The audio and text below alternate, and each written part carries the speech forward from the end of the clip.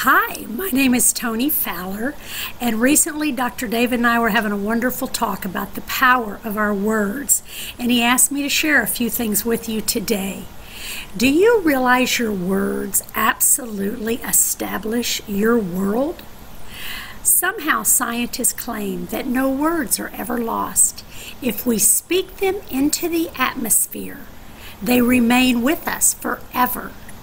Think about that a minute. Have you ever walked into a home and felt something like tension or strife?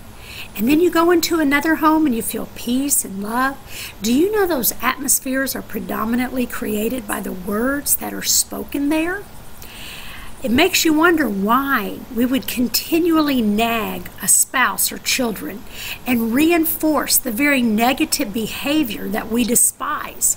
You know, so often parents say to their children, "You are such a whatever it is that they can't stand." Well, that just completely labels them and tells them who they are to be.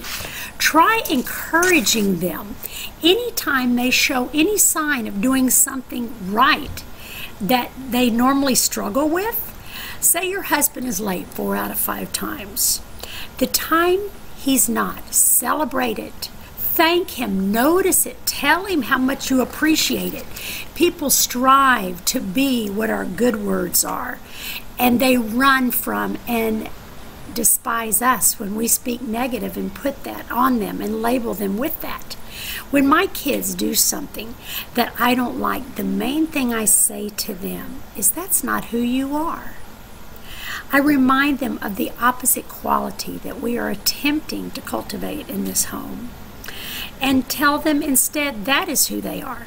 Like if my little guys are picking on my little girls and they get upset and they're crying, I say, "Hey, that's not who you are. You're a protector. You're a nurturer. You make our girls feel safe, and you make them safe."